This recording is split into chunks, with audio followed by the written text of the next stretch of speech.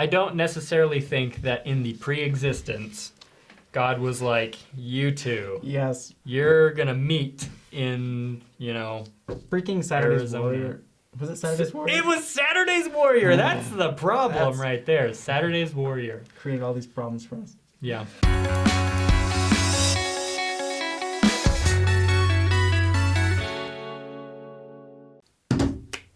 Hi.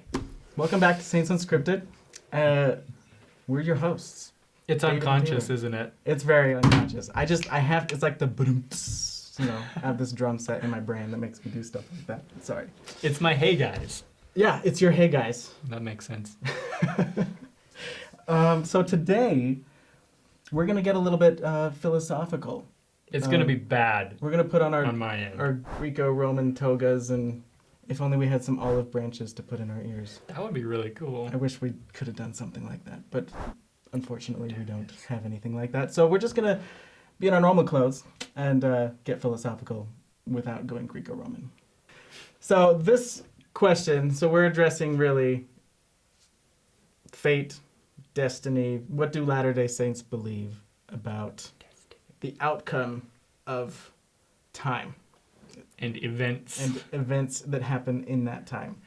Okay, so let's lay some groundwork here because a lot of people have super strong opinions about some of this stuff, and a lot of it's just based on definitions of words, right?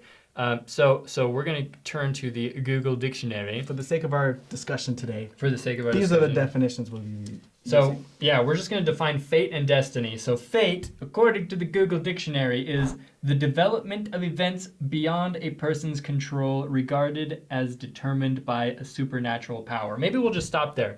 Do Latter-day Saints believe in fate as defined by the Google Dictionary? No. In fact, everything in that definition, not everything, the fundamental parts of that definition go contrary to our fundamental doctrine of agency. Mm-hmm. But it's referring to things like, but I'd like to play devil's advocate. Mm-hmm. Fate refers to things like Kung Fu Panda. I see you like to chew. Maybe you should chew on my fist! Where Kung Fu Panda is a fate story. So Okay. where, I don't even remember their names. The turtle is like, Oh. the tiger is gonna, escape. And so, Master Shifu sends the duck. He's like, no, go tell him to double the guards. And then the duck gets there, and while he's there, one of his feathers falls all the way down to Tai Lung's thing. And Cage? His cage. And Tai Lung uses that feather to escape.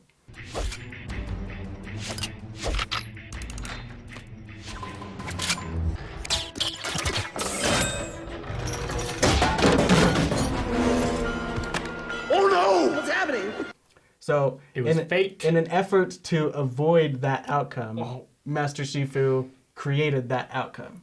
Uh-huh. So that would be termed as fate. So Because kinda no like- matter what you do, that will still happen. So I guess Right. that doesn't necessarily remove agency from the equation. It just has a determined outcome that will happen no matter what you choose. So kind of like Ragnarok in the Thor movie, where he's like, we got to stop, the destruction of our planet. But then at the end of the day, they have to destroy the planet to Right. save the people from Helena.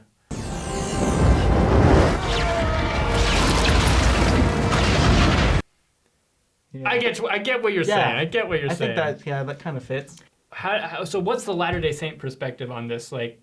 Because in some ways, now that I'm thinking about it, there are some elements of our doctrine that subscribe to this idea that God will win no matter what, that Christ will come no matter what, that the final judgment will come, Satan will be cast out, wickedness will be overcome, righteousness will prevail. Prophecies. Right. That will happen no matter what we choose in this life. But that, I think, has mostly to do with God's exercise of agency and his omnipotent power and ability to do so. So he's like, I'm going to do this no matter what you do. It's not really like a amorphous outcome. Mm-hmm. It's because God has promised that he's going to do those things. Yeah. So I guess that makes sense. in some ways it's kind of a fate idea, but in other ways it's also not. It's still very fundamental in agency. Yeah. And our agency might even come into play in determining when those Yeah. events happened. Yeah, that's possible. Okay, so let's move on to the second definition here. Destiny, from Google Dictionary. The destiny is refers to the events that will necessarily happen to a particular person or thing in the future. So do Latter-day Saints believe that there are things that maybe are going to happen to us, maybe just on like an individual level instead of like a societal, cosmic level, but like are our lives already mapped out for us, and is there nothing we can do to change it? No. And before we go any further, we want to acknowledge the large elephant in the discussion in this room, is that the ever existing argument of whether or not, if God knows the end outcome, do we have a say? Do we have any choice at all, or are our lives already determined? Mm-hmm. Well, first of all, we're not philosophers, so I'm sure we could go on for a very, very long time about this. And like, we can't do this topic justice, the omniscience of God and how that affects agency. You guys can share your opinions in the comments. My opinion is that, as a good friend of mine once said, just because God knows the end doesn't mean you don't have the ability to make choices that lead to that end, right? But also, like, I kind of think about it. This is my personal opinion. Again, I think about Doctor Strange. Okay, don't get weird on me. I like don't where get this is strange. going. So, like, think of Infinity War. Uh-huh. When Doctor Strange is like, he's sitting crisscross applesauce and he's like doing the thing and his face is all going everywhere. And Tony Stark's like, what are you doing? And he's like, I just saw all the different timelines of all the different possibilities of what could happen in the future. And Tony's like, so which ones how many do we win? And Doctor Strange is like, we win one. And you know the rest of that story because it's the most watched movie in the history of mankind. But I kind of think like, okay, so maybe God just sees all of the billions and billions of possible timelines of the consequences of the choices we make interwoven with the consequences of everybody else in the world and the choices they make. And he sees... That was my phone. Forgive me, I'm just going to keep going. And he sees all of those possible timelines, and he wins all of them, Yeah. And so he's not necessarily that concerned with, whether or not I put on a red shirt or a blue shirt in the morning. He's like, I still win, so you can wear either shirt. Yeah, and because it also, like, and then that also makes sense, like, why we send out, like, missionaries and, like, why God sends prophets to ask us to repent, to, like, he wants to influence our behavior. If it was already all, predetermined, why would he need to do that? Anyways, that's just my opinion. I just think that he sees all the possible combinations of choices. He's going to win all of them anyways at the end of the day because he's God. And within those bounds, he gives you room to choose. Of course, our agency is limited by some things. Like gravity. Like gravity. Can't choose to fly because, natural law. Someday you might. Someday, maybe.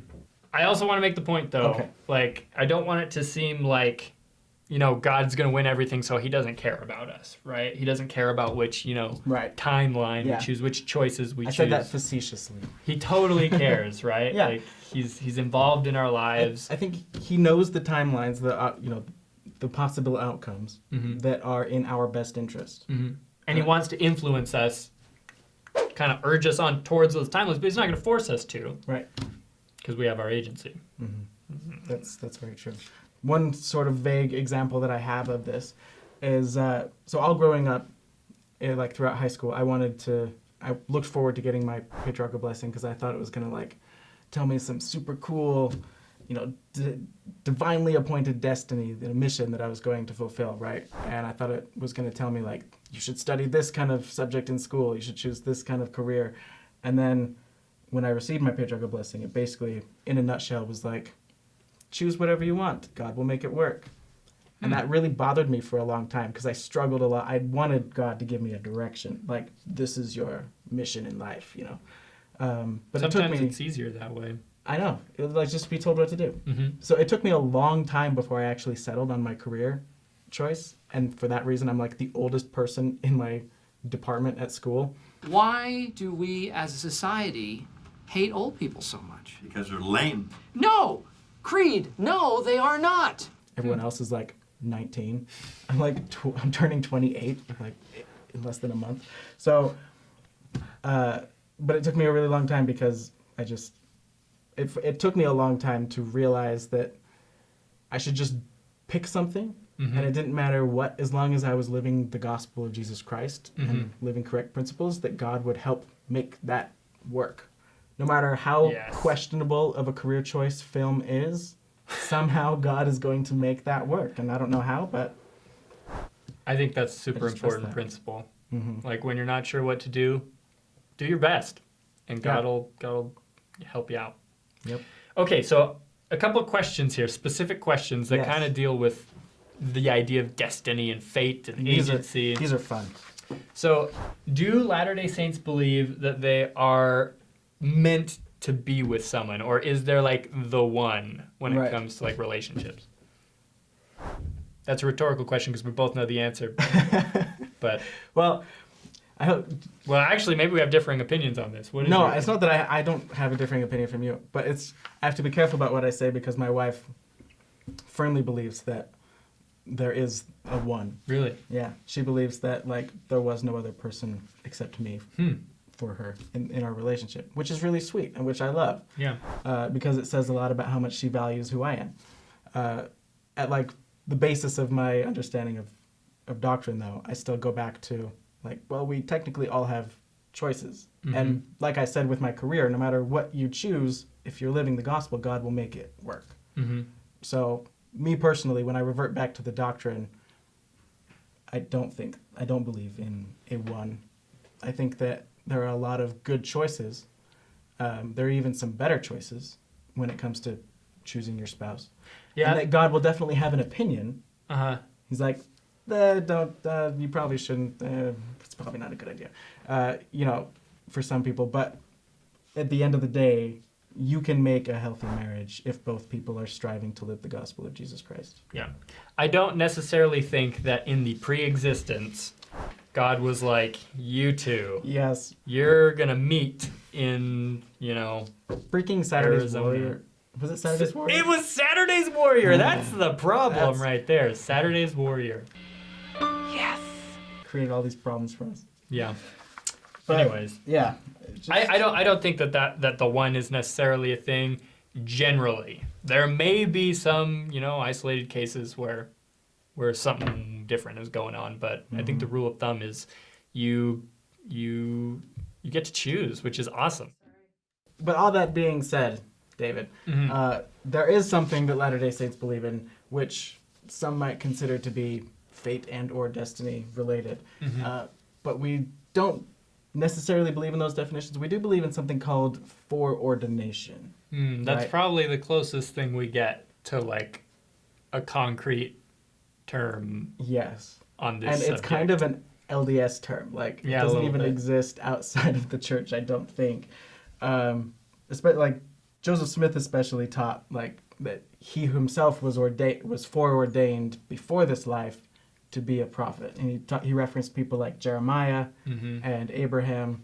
Yeah, like Jeremiah, where it says thou wast chosen before thou wast born. Right. In the womb I ordained you a prophet to the nations. Like before they were even born, God was already preparing a destiny of sorts for them. But that didn't necessarily mean, under the definition that we have of foreordination, that didn't necessarily mean that they were bound to that outcome. It was all dependent on their exercising righteously their gift of agency.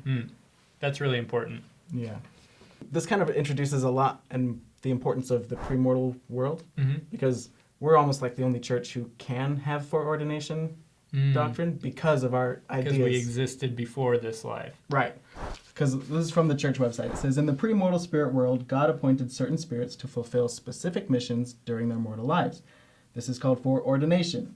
It does not guarantee that individuals will receive certain callings or responsibilities, but such opportunities come in this life as a result of the righteous exercise of agency, just as foreordination came as a result of righteousness in the premortal existence. And then he goes on to say that this doctrine applies not just to like prophets like Joseph Smith and Jeremiah and Abraham, but to all members of the church.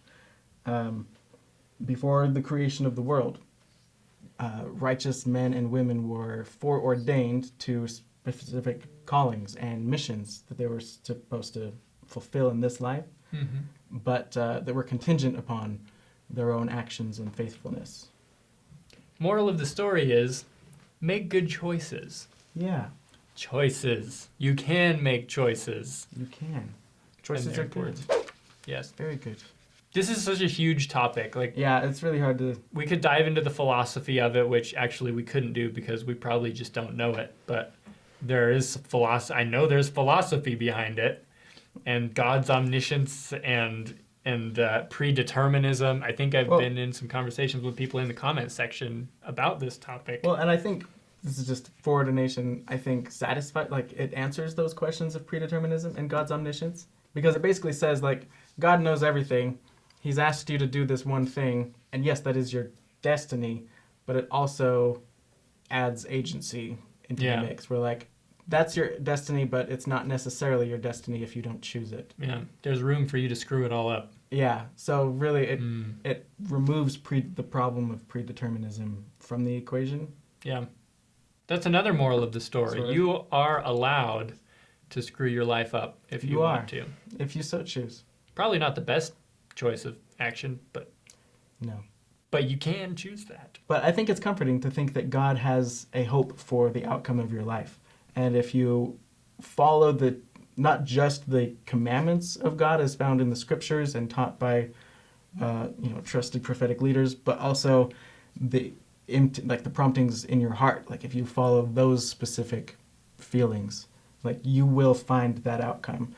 Along the way, you'll have, times where you're off that path and when you fall off, but you can get back on. That doesn't mean that you've lost it.